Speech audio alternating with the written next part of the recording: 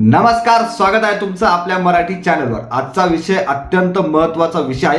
राज्यातील राजकारणासाठी हा अत्यंत महत्त्वाचा विषय आहे। नक्कीच मागच्या 2 ते 3 वर्षापासून या गोष्टीची वाट बघण्यात येते। अर्थातच आपण शिवसेना निकाल या संदर्भात चर्चा करणार आहोत। काल एक प्रकारे चर्चा सत्र झालं सुप्रीम कोर्टामध्ये।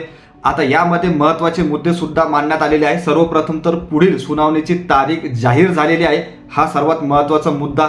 तसेच सुप्रीम कोर्टाकडून काही निर्देश सुद्धा देण्यात आलेले आहे, यावर सुद्धा आपण चर्चा करणार आहोत। दोन्ही पक्षाचे मत सुद्धा मांडण्यात आलेले आहेत, त्यावर सुद्धा आपण चर्चा करणार आहोत। भरपूर काही गोष्टी आहेत। मागच्या 2 ते 3 वर्षापासून हा निकाल तारीखवर तारीख आपल्याला मिळते असं आपण म्हणू शकतो। नक्कीच पुढील तारखेला काय काय होणार आहे त्यावर सुद्धा आपण चर्चा करणार आहोत। त्यामुळे अजूनही चॅनल सबस्क्राइब केले नसेल, नक्कीच थोडासा मोठा व्हिडिओ असणार आहे, कारण भरपूर काही गोष्टी बोलण्यात आल्या।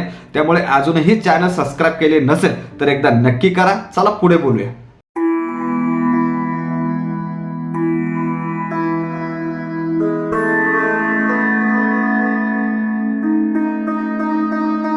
तर सर्वप्रथम मुद्दा, काल एक प्रकारे चर्चा सत्र झालं। तिथे जर आपण बघितलं तर नक्कीच उद्धव बाळासाहेब ठाकरे यांच्या पक्षाला काही गोष्टी ऐकाव्या लागल्या। सुप्रीम कोर्टाने काही निर्देश त्यांच्या पक्षाला दिलेले आहे।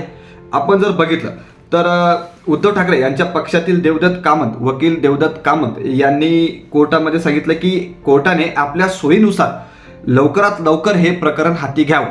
आता त्यावर सुप्रीम कोर्ट म्हणालं की उद्धव ठाकरे यांच्या पक्षातील नेत्यांनी बेजबाबदार असे वक्तव्य करणं बंद करावं। सर्वात महत्त्वाचं एक प्रकारे हे वक्तव्य सुप्रीम कोर्टाकडून करण्यात आलेलं आहे।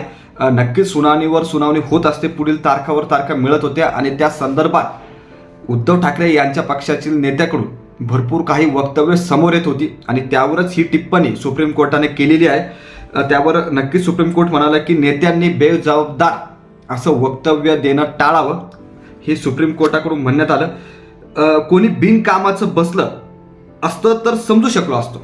सुप्रीम कोर्ट म्हणाला की कोणी बिनकामाचं जर बसलं असेल तर तेव्हा समजू शकतो, परंतु असे वक्तव्य करणं नक्कीच टाळणं गरजेचं आहे। हे पुढील याच्यामध्ये ऐकण्यात येणार नाही, एक प्रकारे ऐकून घेण्यात येणार नाही, या प्रकारचं असं वक्तव्य आहे।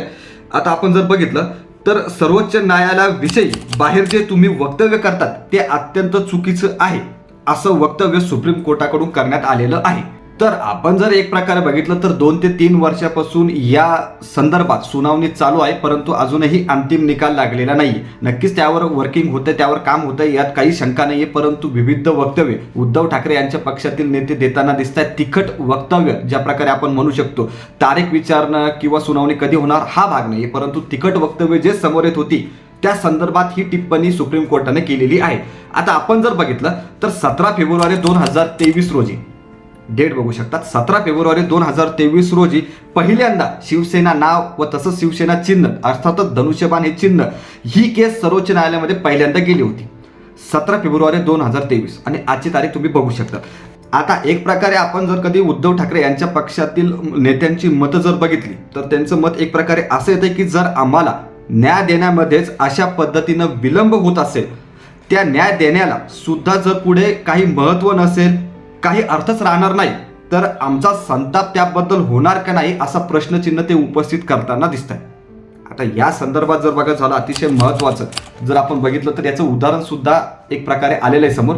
जर आपण बघितलं तर आमदार अपात्र संदर्भात ज्या घडामोडी होत होत्या त्यामध्ये सर्वात पहिले तर सर्वोच्च न्यायालयाने हस्तक्षेप करण्यास नकार दिलेला होता जर आपण बघितलं तर, आणि विधानसभा निवडणुकीच्या एक 8 ते 9 महिने आधी त्यांनी विधानसभा अध्यक्षांना टाइमलाईन जी आहे ती सेट करून दिली, 1 ते 8 ते 9 महिने आधी।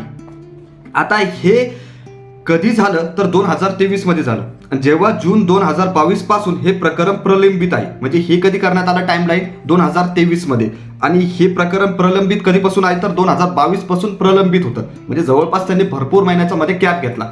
पहिले तर हस्तक्षेप करण्यास नकार दिला होता आणि त्यानंतर जर आपण बघितलं तर 8-9 महिने आधी, निवडणुकीच्या 8-9 महिने आधी एक टाइमलाईन त्यांनी विधानसभा अध्यक्षांना दिली।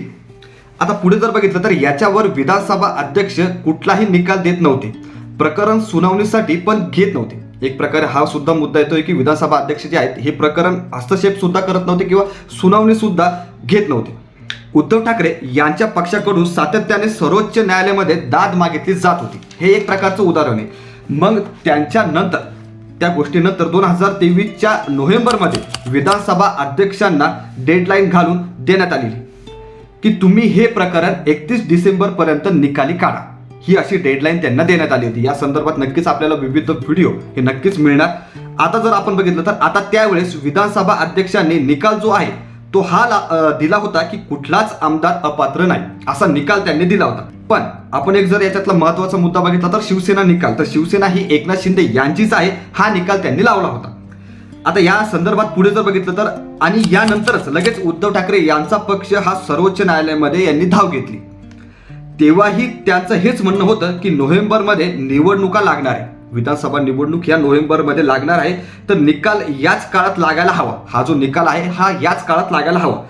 ह्या आमदारांना जर अपात्र ठरवायचं असेल तर लगेच ठरवणं गरजेचं आहे. पण तोही काही निकाल लागलेला नाही, तो आता सुद्धा लागलेला नाही, आता सुद्धा तो पेंडिंगच आहे. हे अत्यंत महत्वाचं. आणि आता जरी हा निकाल लागला, आता जर आपण बघितलं तर आता जरी हा निकाल लागला तर याचा अर्थच काय राहणार नाही. कारण त्याचं कारण जर बघितलं तर यातील बरेच आमदार हे परत एकदा निवडणूक लढून निवडणूक जिंकून परत एकदा समोर आलेले आहेत, परत एकदा निवडणुकीला समोर जाऊन निवडून आलेले आहेत. हा अत्यंत महत्वाचा, कारण आता याचा काहीच अर्थ नाहीये. तर सांगायचा संदर्भ हा आहे की उद्धव ठाकरे यांच्या पक्षाचं म्हणणं हे आहे की न्यायाची प्रक्रिया ही वेळेत पार पडत नाहीये. हे अत्यंत महत्वाचं. हा त्यांचा एक प्रकारचा मुद्दा होता. परंतु सर्वोच्च न्यायालयाचा जो पॉइंट होता की बेजबाबदार वक्तव्य टाळावे, सर्वोच्च न्यायालय असं म्हणतंय की हा जर कोणी बिना कामाचं बसलं असतं तर ठीक आहे, परंतु इथे काम होत आहे आणि त्यामुळे तिखट जे म्हणू शकतो वक्तव्य समोर येताना दिसत आहे ती टाळणं गरजेची आहे, असं सर्वोच्च न्यायालयाचं मत आहे. आता वळूया शेवटच्या मुद्द्याकडे. नक्कीच पुढील सुनावणी कधी होणार, शिवसेना निकाला संदर्भातली पुढील सुनावणी कधी होणार, तर सध्या जी माहिती समोर येते मिळालेल्या माहितीनुसार तर 30 जुलै रोजी अर्थातच काही दिवसांमध्येच आपण म्हणू शकतो मे जून जुलै अगदी 2 ते 3 महिन्याच्या आतच आपल्याला पुढील सुनावणी मिळणार आहे.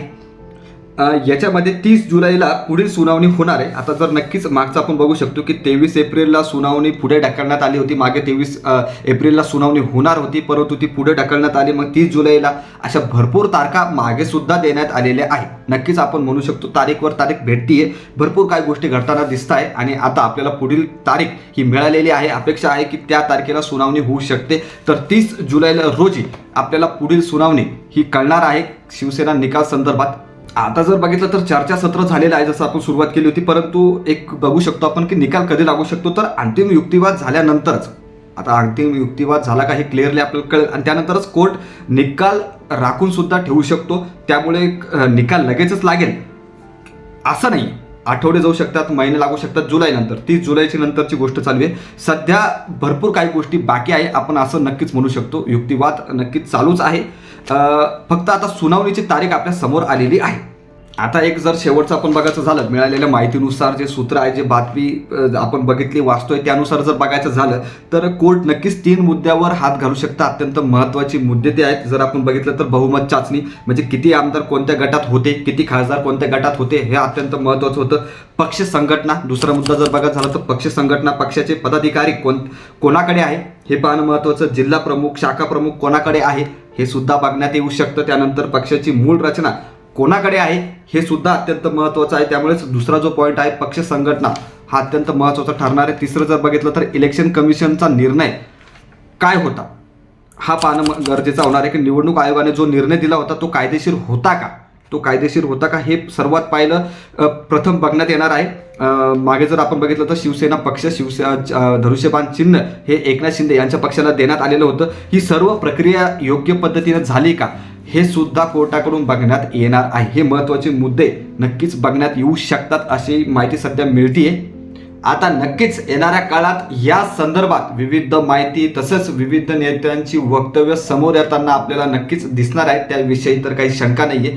लवकरात लवकर आपल्याला त्या गोष्टी समोर येताना दिसणार आहे. परंतु एक अतिशय महत्त्वाची आणि एक महत्त्वाचा शेवटचा मुद्दा म्हणजे नक्कीच शिवसेना निकालची पुढील सुनावणी ही 30 जुलै रोजी ही आता होणार आहे. सर्वात शेवटचा आणि अतिशय महत्त्वाचा प्रश्न म्हणजे अजूनही तुम्हाला काय वाटतं? भरपूर काही गोष्टी झालेल्या, विधानसभा निवडणूक झाली, त्यानंतर आपण म्हणू शकतो म्हणजे त्याआधी लोकसभा निवडणूक झाल्या, भरपूर काही निवडणुका झाल्याच आहे. परंतु आता शेवटचं जर बघायचं झालं तर तुम्हाला काय वाटतं, खरी शिवसेना ही कोणाची? उद्धव ठाकरे यांची की एकनाथ शिंदे यांची? नक्कीच कमेंट करून सांगा. तसेच या सुनावणी संदर्भात तुम्हाला काय वाटतं हेही कमेंट करून नक्की सांगू शकतात. फॉलो करायला, तसेच सबस्क्राईब करायला, लाईक करायला, शेअर करायला विसरू नका. धन्यवाद.